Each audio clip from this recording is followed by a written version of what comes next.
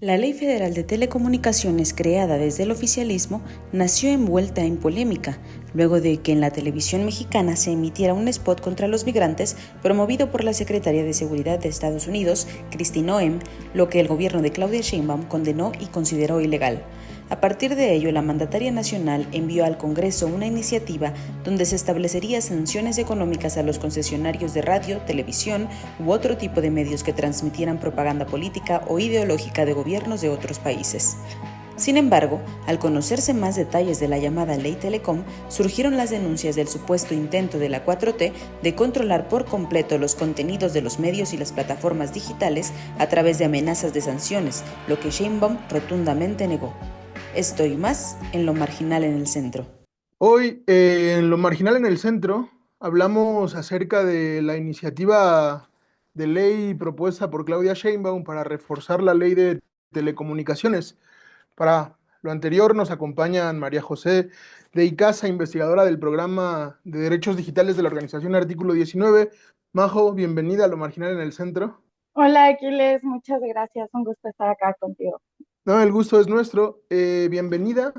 También está con nosotros Luis Martínez, él es comunicador y catedrático especializado en periodismo digital y opinión pública, es también maestro en ciencia y tecnología y sociedad, fue Premio Nacional de Innovación en Transparencia y fundador de Observatorio Mexicano de Medios. Hola Luis, gracias también por haber aceptado venir a Lo Marginal en el Centro. No, muchas gracias a todos por la invitación, Majo, un gusto compartir espacio. Sí, creo que un poco sin más dilación, recientemente se ha estado discutiendo esta iniciativa presidencial para expedir una nueva ley en materia de telecomunicaciones y radiodifusión que tiene características muy particulares que vamos a discutir hoy en el programa. Por lo que se ha podido ver, esta ley busca regular el marco legal existente de las telecomunicaciones, también, según se dice, establecer restricciones para evitar la injerencia de países extranjeros en los medios de comunicación de nuestro país. ¿Cuáles son las principales características de esta ley? Es lo que vamos a estar viendo, de esta iniciativa de ley, mejor dicho, que vamos a estar viendo en este programa. Bienvenidas todas y todos a Lo Marginal en el Centro. Quiero comenzar, Majo, preguntándote, dejando de alguna manera las filias y las fobias que ha provocado esta propuesta, porque la oposición se ha visto muy vocal, se ha visto muy movilizada para denunciar cierta censura, pero te quería preguntar en primer lugar, Majo, ¿en qué consiste el proyecto de ley de telecomunicaciones que ha impulsado Claudia Sheinbaum? Bueno, muchas gracias por la pregunta. Esta ley o esta iniciativa lo que busca es reformar la iniciativa anterior de telecomunicaciones. ¿A qué nos referimos con esto? Es como la ley que va a regular todo lo que tiene que ver con televisión, por ejemplo, radios, e incluso cada vez más también el espacio digital. Un poco quiénes pueden utilizar estos espacios, cómo se pueden utilizar, cuáles son las reglas de publicidad, de concesiones, de licencias, etcétera, ¿no? Entonces, es una ley que en sí misma es gigante, ¿no? Y tiene muchas implicaciones porque aborda muchos temas en, en una sola. Ahora, otra cosa muy importante de esta iniciativa de ley es que también se enmarca en la reforma de simplificación orgánica. ¿A qué me refiero con esto? Cuando se decide que se deshace el Instituto Federal de Telecomunicaciones, definitivamente hay una necesidad de cambiar la ley para que se adapte a este nuevo contexto, ¿no? Más allá, o sea, ahorita como dijiste, fuera, o sea, no voy a hablar de lo que da miedo todavía, pero pues sí, ¿no? Cuando una ley está basada en pues la regulación por parte de un organismo autónomo, independiente, y se cambia a la institución que lo va a regular, pues es necesario hacer cambios en general, ¿no? Y también, en teoría, busca adaptarse a esta nueva realidad digital, ¿no? De la existencia de nuevas tecnologías, de nuevos espacios en los que tanto las personas, las empresas, el mismo gobierno transmite sus ideas. Y ahora aquí también me gustaría hacer una aclaración, a lo mejor un poco prematura, pero me parece que es importante aclarar que no solamente ha sido la oposición quien ha sido vocal frente a esta iniciativa, ¿no? Creo que habemos muchos sectores que estamos sumamente preocupados por este proceso y no solo por el proceso, sino, bueno, sí, mucho por el proceso, pero también por lo que contiene esta ley, ¿no? Desde organizaciones de la sociedad civil, radios comunitarias, medios de comunicación, que no necesariamente representan como es, esto que conocemos como la oposición. Sí, sí, te entiendo, queda claro también la inconformidad de los medios independientes, de los sectores que intentan crear comunidades independientes, el peligro que se puede cernir. Sobre todo también me llamaba la atención algo que mencionabas, Majo, en tu intervención anterior, que es precisamente esta nocturnidad con la que se actuó para la discusión de esta ley, que como bien lo mencionas, es una ley de aproximadamente 400 páginas que se intentó aprobar de manera express, como si fuera algo que ya no necesitara discusión, sino que fuera necesario aprobar de manera ligera, sin ningún tipo de discusión. Y en ese sentido, Luis, también te quería preguntar, ¿en qué consiste este proyecto de ley? ¿Cuáles son las cosas que reforma? Y en suma, ¿qué es lo que busca reformar este proyecto de ley a la que está vigente? Muchas gracias, Aquiles. De entrada, me sumo a a esta necesidad de aclarar justo esto de que es necesario analizar la ley y discutirla sin fobias y sin filias, ¿no? Reconozco estos espacios, ¿no? Desde la visión de los medios de comunicación, creo que ha sido muy importante distinguir la discusión en un escenario de polarización, ¿no? Porque pues la polarización creo que ha destruido tanto o más como la censura, ¿no?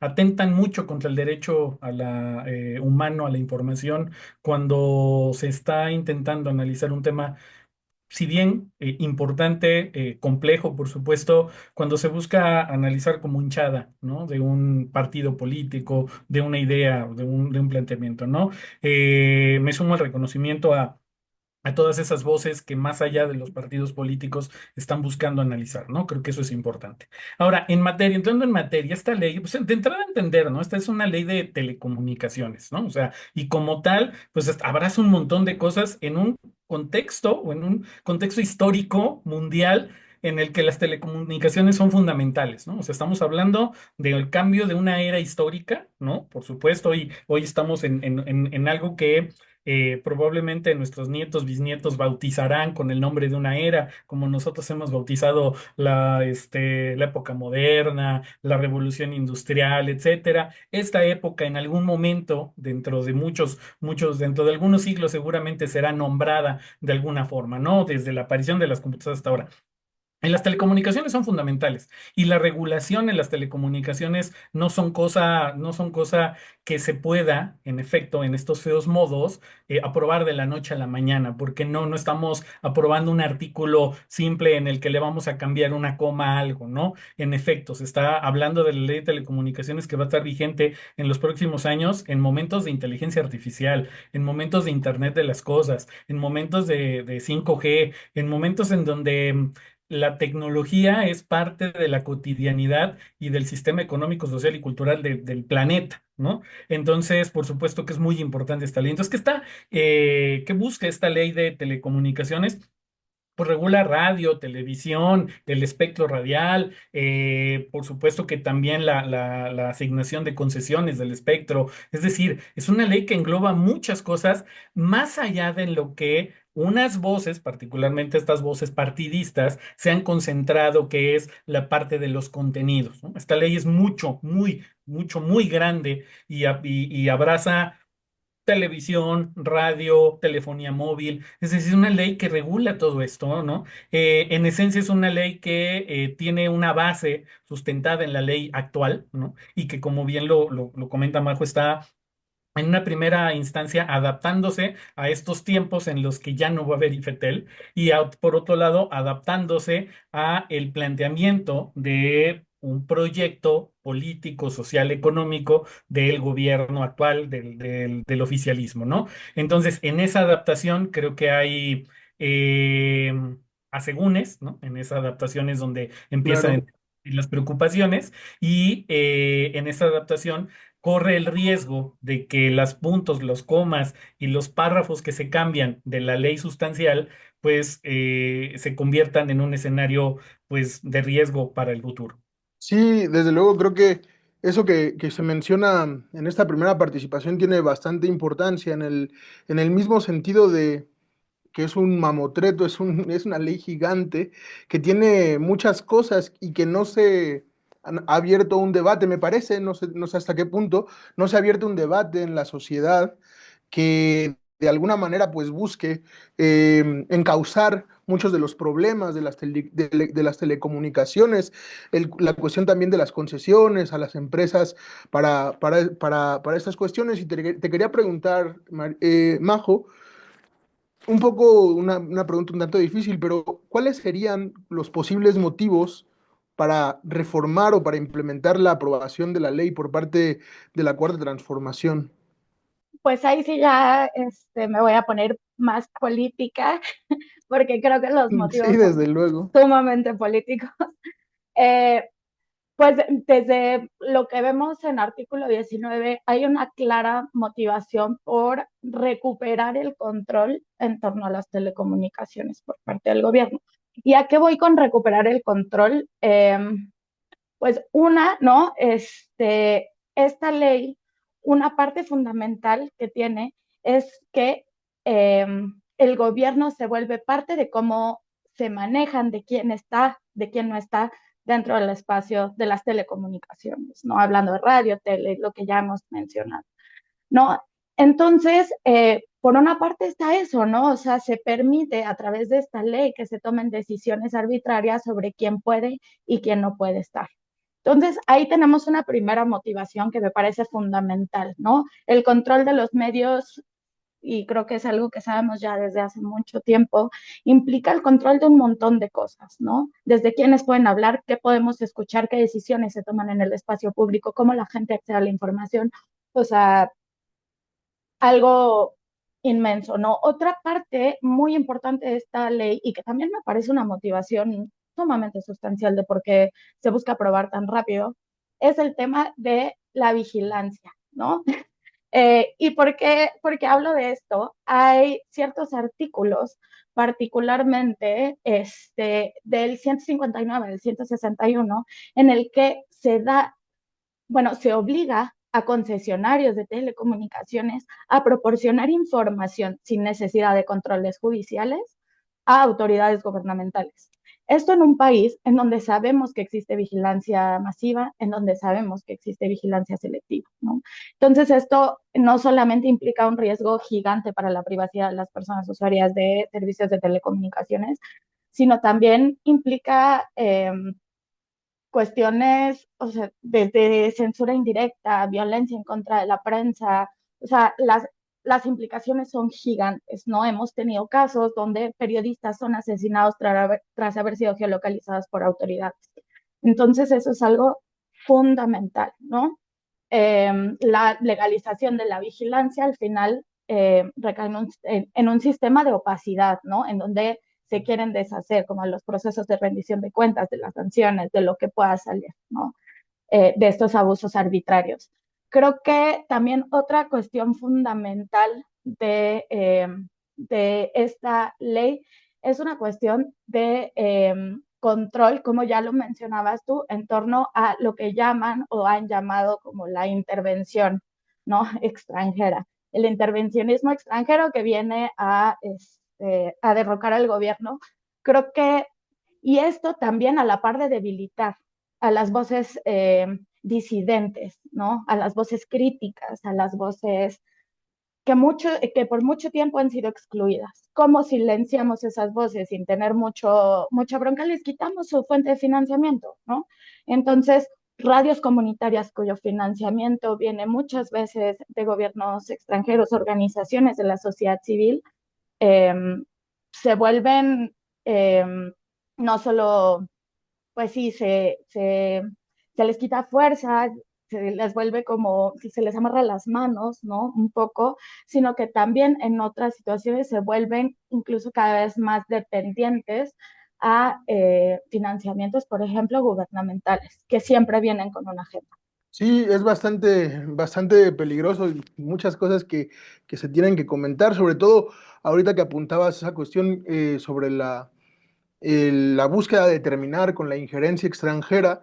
En México ya hemos tenido experiencias históricamente de legislaciones que se han creado para evitar la injerencia extranjera. Recuerdo, por ejemplo, el artículo del Código Penal Federal 145 y 145 bis, que sirvió para reprimir a los estudiantes en octubre de 1968 con digamos, el marco legal de fondo de impedir la injerencia extranjera, que sirvió como un ariete para reprimir a la disidencia, y ahora, digamos, en el plano digital tiene unos parecidos importantes. Y en ese sentido, Luis, también te quería preguntar, hemos visto esta oposición no política, sino más bien una oposición social que ha denunciado los peligros reales o imaginarios sobre esta iniciativa de ley.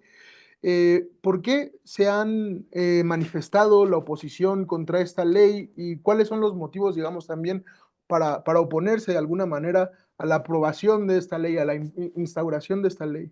Bien, pues yo quisiera ser otra vez muy selectivo entre la oposición política, ¿no? Y lo que hay, que ese es no ser una oposición desde lo político, ¿no? Y creo que el punto medular de esta oposición, de esta preocupación, de este análisis, pues insisto, son las formas, son los feos modos. Para las y los abogados, ¿no? Las ambigüedades son la mejor arma, ¿no? ¿Por qué? Porque una ambigüedad es ese punto con el que se puede hacer lo que sea, ¿no? Encontrar ese hueco en la ley o aprovechar una ambigüedad en la ley. Y creo que desde el planteamiento de esta reforma de la ley de telecomunicaciones empezamos mal. Y empezamos mal en las formas, ¿no? Eh, Tenemos mucho que trabajar en los fondos porque, insisto, es una ley muy grande, muy sustancial, pero se empezó muy mal en la forma, ¿no? Ese asunto de lanzarla casi de noche en este intento, ¿no? De ya casi al cierre de la agenda, meterla, vamos a probarla muy rápido, ¿no? Que recuerda esos feos modos que se tuvieron por muchos años, independientemente, insisto, de los gobiernos en turno, ¿no? Eh, Dicen por allí, ¿no? No hagas cosas buenas que parezcan malas, ¿no? Y en principio, lanzar una ley de noche para todos es malo. Para todos nos preocupa. Y si es una ley tan importante como la ley de telecomunicaciones, no se puede hacer así. Creo que hoy estamos haciendo la tarea en un asunto de una reacción y no de una prevención. Es decir, hoy el gobierno es reactivo y ante toda esta presión que se dio inicio y detonada así por un grupo político con intereses muy claros, ¿no? Y por el otro lado también por grupos, asociaciones que están diciendo, oye, no, la sociedad civil organizada que dice, oye, espérate, vamos a analizarlo. Y que entonces hoy reactivamente el partido oficial, bueno, el gobierno, pues diga, bueno, sí, vamos a pararla, la misma presidenta diga, vamos a pararla, vamos a analizarla, pues, pues parece un camino correcto. Ahora la pregunta es, y creo que la pregunta que en muchas mesas se ha hecho es si verdaderamente este análisis va a significar o va a ser significante para algo, porque está claro, y ahora sí me voy a la playera política, ¿no? La oposición política pues tiene eso, ¿no? Tiene una misión, ser oposición, ha sido muy mala oposición y eso ha generado que está a la casa de cualquier falla del oficialismo, por mínima que sea, para amplificarla. Eso no redime al oficialismo de que está haciendo las cosas mal, sino estamos hablando de que esta oposición exacerba, amplifica, a mí me parece un exceso esto de concentrar el análisis en la ley censura, ¿no? Porque me parece que eso es reduccionista a todas las verdaderas y otras implicaciones que tiene esta ley. Me parece, coincido con Majo, este tema del artículo 159, cuando lo leí completo y dije, esto da miedo, y da miedo más allá de la ley censura, sino porque además se le está planteando que casi casi las empresas tienen que tener una oficina de atención 24/7 para lo que requiera el estado de información de los usuarios, ¿no? Y que además sea ambigua porque no dice exactamente para qué, no dice necesito el número de teléfono. Por supuesto que en caso de un acto que atente contra la seguridad nacional, en caso de una investigación judicial, por supuesto que todos quisiéramos que en este momento encuentren el número y el teléfono de la persona que acaba de secuestrar a una persona víctima de algo, ¿no? Sí, eso creo que habla de que tenemos la tecnología para hacerlo, en términos incluso de inteligencia, por supuesto que se necesita, pero esto tiene que estar bien fundamentado en la ley, en un requerimiento, en algo muy específico que no signifique esta vigilancia de, oye, dame el teléfono, como bien señala Majo, de ese periodista que se la ha pasado atacándome 6 meses y que necesito ir a dejarle un regalo, ¿no? Entonces, esos son los riesgos que se da. Las motivaciones que se dan tiene que ser un acto de preocupación y, insisto, un llamado de construcción colectiva de una ley, ¿no? Una ley en donde hay que asumir, y con esto cierro en este proceso, es ni las y los políticos son expertos en telecomunicaciones, ni las y los periodistas son expertos en telecomunicaciones. Eso hay que dejarlo claro. ¿Por qué? Porque hoy también hay muchas mesas llenas de periodistas que están analizando desde una visión que también tiene que ver con la visión de empresas que también pues tienen una intención como parte de, digamos, ahí hay un conflicto de intereses porque también son las que están recibiendo pues las prestaciones de estas concesiones. Sí, cuando se habla frecuentemente de esta ley, sobre todo desde la oposición, con esta que le han llamado ley censura, prácticamente uno escucha esos argumentos y se imagina un panóptico orwelliano que está vigilando 24/7 los movimientos de los individuos, que prácticamente sí tenemos los ojos del Estado a nuestras espaldas. Pero desde otro punto de vista, Majo, yo te quería preguntar, porque muchos de los defensores de esta ley, que vienen sobre todo del oficialismo, hablan de un racimo de bondades, que va a haber internet prácticamente para todos, de manera gratuita, que se van a abrir grandes oportunidades, que esta ley beneficia al pueblo y puede significar una mejora en la igualdad de oportunidades en acceso a la información. ¿Qué tan cierto hay de esto en esta ley? Y un poco hablando sobre las cosas que dan miedo. Qué buena pregunta. Creo que justo cierra con lo que me faltaba decir, ¿no? Sí, definitivamente se ha tratado, ¿no? Como esta ley que abre posibilidades, que sin embargo nos encontramos con un panorama muy, muy, muy distinto, ¿no? Por un lado, por ejemplo, si bien esta ley contiene el reconocimiento, por ejemplo, a medios comunitarios indígenas, afromexicanos, etcétera, no cuenta ni con criterios culturalmente apropiados, ¿no? No reconoce los derechos colectivos del espectro radioeléctrico de las comunidades, ¿no? Pone barreras fuertísimas para que estas radios, ¿no? Que estos medios comunitarios, ¿no? Que vienen desde abajo, que además cuentan con mucha confianza en sus comunidades, no puedan operar. ¿Y esto por qué? Por ejemplo, tenemos el ejemplo de la donataria autorizada. ¿En qué momento podemos considerar que una comunidad va a pasar por todo un trámite de constituirse, de solicitar autorización de donataria autorizada, de entregar anualmente reportes financieros, o sea, el proceso de donataria autorizada, por ejemplo, es muy difícil para organizaciones de la sociedad civil grandes? Ahora imaginemos lo difícil que va a ser para organizaciones pequeñas, colectivas, comunidades, ¿no? Que operan el espectro radioeléctrico, pues estas estas autorizaciones se les van a quitar si es que en algún momento las logran y por ende no van a poder acceder a las donaciones, que es uno de las mayores fuentes de financiamiento que tienen, ¿no? Desde las donaciones de sus comunidades, o sea, no hablemos del extranjero, ¿no? O sea, todo tipo de donaciones, ¿no? Entonces aquí tenemos un proceso que puede derivar en acoso fiscal a las radios comunitarias, ¿no? Ahora, también algo muy importante, de lo que mencionaba Luis, ¿no? Con respecto a las empresas, ¿no? Que se benefician de estas regulaciones, de concentrar el mercado digital, de las telecomunicaciones, perdón, también nos encontramos con una ley que no cuenta con salvaguardas para evitar la concentración en el mercado de telecomunicaciones. ¿A qué me refiero con esto? ¿No? No se ofrecen ni procedimientos diferenciados, claros y reales para que las personas que no han accedido puedan acceder a este mercado, es decir, personas que no han podido acceder al espectro radioeléctrico, por ejemplo, lo puedan hacer. No existe. Se mencionan muy de vez en cuando, pero no de una forma clara, no de una forma real, no de una forma aplicable. Y por otro lado, no se pone ningún tipo de limitación real a las grandes empresas que ya concentran estos mercados, ¿no? O sea, no hay un análisis diferenciado entre cómo operan estas grandes empresas y cómo operan estas pequeñas radios, estas pequeñas colectividades, ¿no? Entonces, ahí, para empezar, pues ya tenemos que no es para el pueblo. O sea, hay intereses económicos que si esta ley no se modifica, pues se ven muy claros, ¿no? De a quién están beneficiando. Creo que otra parte muy importante que sí ya, otra parte es lo de rescatar bandas de frecuencia, ¿no? Tenemos este artículo 65 que menciona que el gobierno puede recuperar bandas de frecuencia por motivos de interés público. ¿Qué es interés público? O sea, entonces, también tenemos como esta otra barrera en la que dicen, ah, no me gusta, la quitamos, la eliminamos, borramos estas voces, ¿no? Las sacamos de ahí.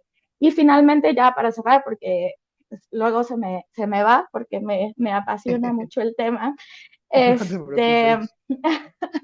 ay, tenía algo más. Pero bueno, no, lo podría dejar ahí, como que se privilegien eh, a las grandes empresas, que no se otorgan salvaguardas suficientes para las pequeñas radios, que no se otorgan salvaguardas para las personas usuarias y que al final el poder se sigue concentrando en intereses políticos y económicos que no se atienden a derechos humanos, para nada. Sí, muchas gracias, Majo, por tu colaboración. Luis, te quería preguntar también para ir cerrando nuestro programa, que ha sido, creo que muy fructífero y por lo menos a mí me ha abierto un panorama que no tenía tan claro sobre estas cuestiones. Te quería preguntar si esta reforma de ley de alguna manera contribuye o puede potenciar la libertad de expresión o de alguna manera también puede limitar la libertad de expresión. Uy, bueno, es que nos metemos en el tema justamente de la libertad de expresión y el entendimiento de la libertad de expresión en este momento histórico que estamos viviendo, ¿no? En este momento en donde tenemos empresas como Meta, como X, ¿no? Que en este momento, a partir de un algoritmo, limitan lo que podamos. Digo, tenemos la libertad de decir lo que queramos, casi, ¿no? Porque tenemos que censurar palabras para que el algoritmo no nos baje contenidos y nos quite visualizaciones de algo, ¿no? No podemos decir muchas palabras porque eso implica, ¿no? Y además, pues es un algoritmo de unas empresas privadas, además privadas y monstruosas, ¿no? Que nos limitan nuestra expresión, ¿no? Entonces, estamos hablando de algo que trasciende a esta ley, trasciende a muchas cosas, ¿no? Entonces, y si a eso hablamos de que en estos momentos los medios, que este entendido del cuarto poder, ¿no? El cuarto poder que se ha malentendido en términos de un poder, pero es un poder privado, ¿no? O sea, finalmente el poder, los medios son son un ente privado y por lo tanto otra vez tienen un conflicto de intereses que está metido en las regulaciones gubernamentales en torno a ello. Es decir, abraza el tema de la libertad de expresión muchos intereses que desafortunadamente se analizan solo desde el espectro político, ¿no? Las oposiciones de los gobiernos van a decir, si hoy estuvieran los partidos en otra realidad, ¿no? Si hoy estuviera gobernando PRI-PAN y estuviera Morena del otro lado, estarían exactamente quejándose de lo mismo, ¿no? Y dirían, no hay libertad de expresión y estarían acusando de esto, ¿no? Es decir, la libertad de expresión es un valor que se defiende desde los medios, incluso bueno, artículo 19 lo ha señalado 200.000 veces todo el tiempo. ¿Por qué? Porque hay una clara atentado contra la libertad de expresión cuando se violentan a periodistas, cuando se violenta el ejercicio libre del periodismo. Pero estos comunicadores que te llaman a no ponerte cubrebocas y no hacerle caso a las medidas que el gobierno da en torno a una pandemia, pues digo, ya no tenemos el teléfono rojo de Bucareli que hablaba por teléfono para decir, quita a este señor de la radio y quítale la concesión, o no tenemos a un medio hablando para sacar a Aristegui de la radio, ¿no? Hoy parece que eso no se da, pero hoy tenemos otras formas de censura, y estas censuras, estos atentados contra la libertad de expresión se dan a partir de que un periodista, una persona periodista, señala un error del oficialismo y entonces recibe una tunda de críticas, recibe una tunda de violencia desde los medios que tengan o no el poder, ¿no? Que tengan o no una concesión, y que por lo tanto pueden ser sujetos a tener esta tentación de ser desde el poder, utilizar esta ambigüedad de la ley para decir, no, pues bájenle la concesión a esta persona porque dijo algo, ¿no? Ahí hay una preocupación.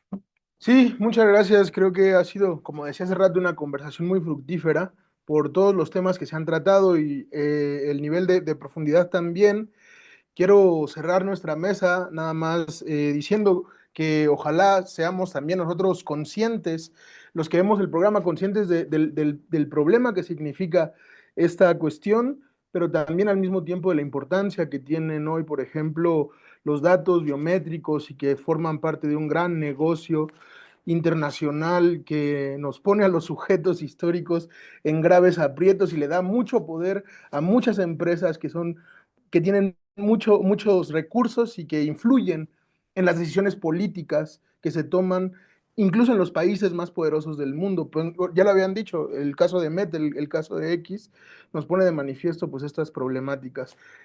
Agradezco de nuevo, Majo, gracias por haber venido a Lo Marginal en el Centro. Luis, gracias también por haber venido. Ojalá en otros momentos, en otros espacios podamos volver a conversar sobre estas cuestiones. Agradezco también a los que nos sintonizan por el Canal 6, por el Facebook Live de Canal 6. Nos vemos en próximas emisiones de Lo Marginal en el Centro.